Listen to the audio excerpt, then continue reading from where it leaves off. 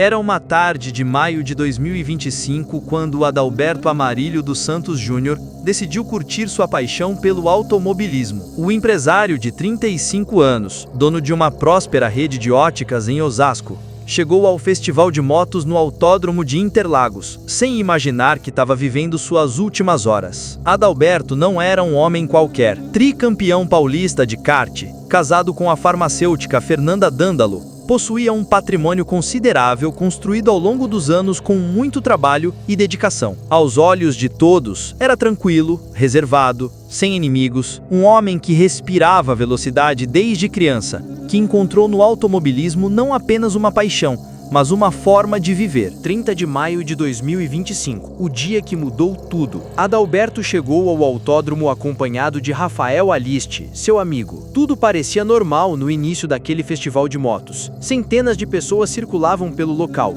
motores rugindo, adrenalina no ar. Mas, em algum momento daquele dia de diversão, o empresário simplesmente desapareceu. Rafael seria a última pessoa a vê-lo vivo. E aqui, a história fica sinistra. Os primeiros sinais de que algo estava terrivelmente errado começaram quando Adalberto não retornou para casa. Fernanda, sua esposa, esperou, ligou diversas vezes. Nada. O homem que sempre dava satisfação de onde estava, que mantinha contato constante com a família, havia se tornado um fantasma. 3 de junho de 2025. 4 dias depois, um funcionário de uma obra no autódromo fez uma descoberta que o assombraria para sempre. Dentro de um buraco de 3 metros de profundidade, por 70 centímetros de diâmetro, encontrou o corpo de Adalberto. A cena era tão perturbadora que o trabalhador precisou de atendimento médico após o choque, mas a cena era desconcertante. O empresário estava em pé, sem calça, sem tênis e sem meias. Sua cueca e pés apresentavam uma limpeza estranha. Não havia terra, não havia rastros de que ele tivesse andado ou sido arrastado pelo local. Era como se alguém tivesse cuidadosamente preparado o corpo antes de colocá-lo naquele buraco. Como alguém chega a um buraco tão profundo de forma tão limpa? O laudo do Instituto Médico Legal revelou a terrível verdade. Adalberto morreu por asfixia. Mas não foi uma morte rápida. A delegada Ivalda Aleixo descreveu como uma morte lenta, agonizante, com a vítima tentando respirar dentro do buraco. Imagine o desespero daquele homem, consciente, lutando por cada gole de ar em seus últimos momentos. A perícia confirmou o horror. Adalberto ainda estava vivo quando foi colocado no buraco. Ele aspirou terra e secreções em seus últimos momentos, lutando desesperadamente por ar. Suas unhas apresentavam resíduos que a polícia ainda estava analisando, possíveis pistas de uma luta desesperada por sobrevivência. As evidências apontavam para 2 possibilidades: esganadura, escoriações no pescoço sugeriam essa hipótese, ou compressão torácica, possivelmente causada pelo joelho de outra pessoa. Ambas as possibilidades indicavam uma morte extremamente violenta e premeditada. Mas a investigação revelou algo ainda mais intrigante: sangue no carro de Adalberto, estacionado no autódromo.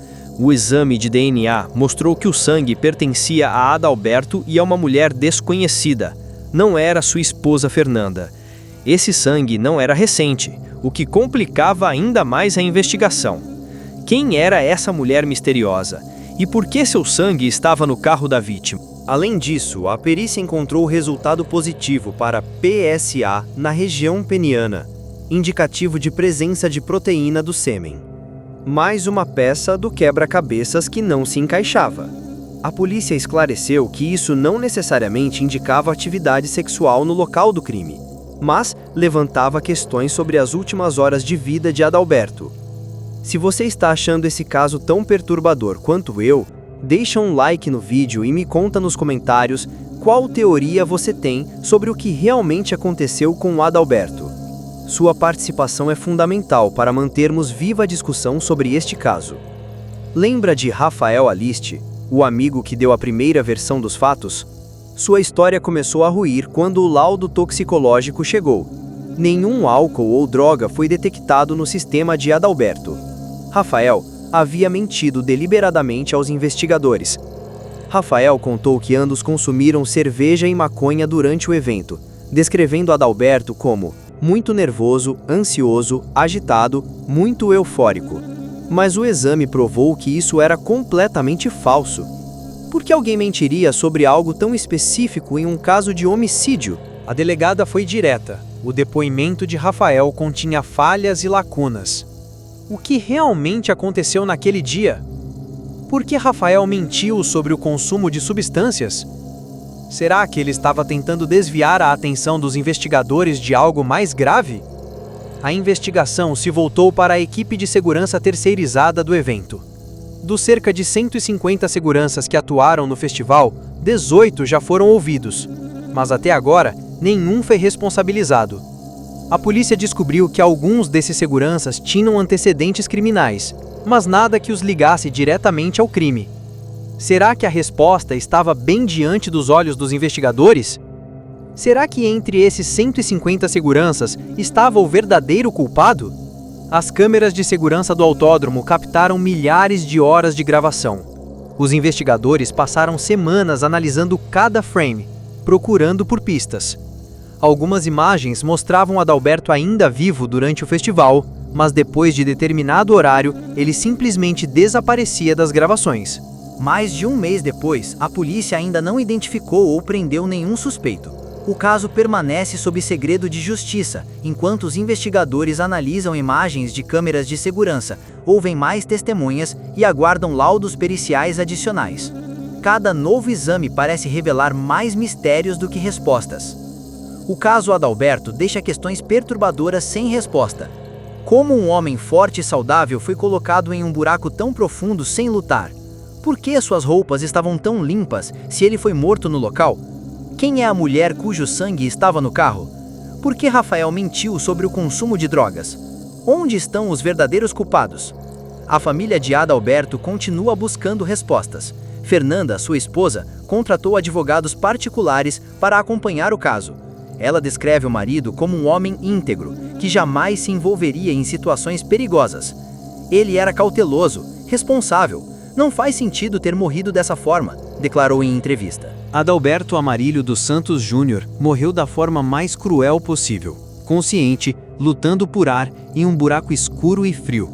Sua morte representa não apenas a perda de um homem íntegro, mas também um lembrete sombrio de que às vezes a verdade permanece enterrada mais fundo que as vítimas. Em algum lugar, alguém sabe exatamente o que aconteceu naquele festival de motos, e enquanto essa pessoa não for encontrada, o espírito de Adalberto continuará pedindo por justiça, ecoando das profundezas daquele buraco maldito em Interlagos. O caso continua aberto, a verdade enterrada, e São Paulo mais uma vez se pergunta: quando a justiça finalmente chegará? Se você ficou impactado com essa história como eu fiquei, deixa seu like, se inscreve no canal e ativa o sininho das notificações para não perder nenhum caso novo.